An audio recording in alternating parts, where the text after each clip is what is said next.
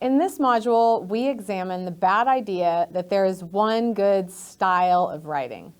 Several chapters in the book Bad Ideas About Writing explore this notion of one true style, explaining that style shifts with context, and that oftentimes ideas about good style have roots in Western culture, in whiteness, and in the dominance of standard American English, which often privileges one way of speaking and writing while excluding others. In this module, you'll find a sample lesson plan, a student activity, and some readings and resources that are for both you and your students. The reading suggestions that inform the content of this module are There is One Correct Way of Writing and Speaking by Anjali Patanayak, and Strunk and White Set the Standard by Laura Elizabeth. The sample lesson plan invites students to think critically about style in writing. It begins with a mini lecture about style, and you'll see that I've offered some content ideas for you to consider for this mini lecture. Of course, you can add your own content as well. These framing comments will help introduce your students to some language and ideas about style, and that will also help to prime the upcoming collaborative discussion that they'll have with their peers. In these discussions, students will work together to articulate the rules for good style, and then they'll swap their style tips with another group.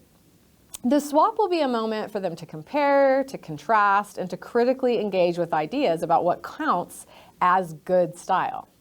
During the whole group discussion, faculty can guide students in talking through the experience of identifying those style tips and then the process of critiquing them. Perhaps also engaging with their expectations that exist in a specific class, for a specific academic discipline, and possibly also future professional contexts. This is a great moment to introduce the idea of context and situatedness, essentially exposing the bad idea that there's one good style. It always depends, of course, on a number of complex variables: the situation, the purpose, genre, audience. Finally, you'll see that there's also a reflective episode to close out the lesson. This final episode is a cooling down, metacognitive exercise for students to think about what they learned during class and why it matters for their future writing. The student activity in this module is a style self-analysis. Students will carefully identify style features in their own writing and analyze the ways in which that writing, their writing, adheres or veers away from common style recommendations. Students will also reflect on this style self-analysis, considering their own voice and purpose in relation to academic writing. Connected to this activity, you'll see a 9 basic ways to improve style handout. You can use this handout for your activity, or you can create your own. Students will write up an analysis of their own style and use linguistic justice as a comparative frame for their analysis.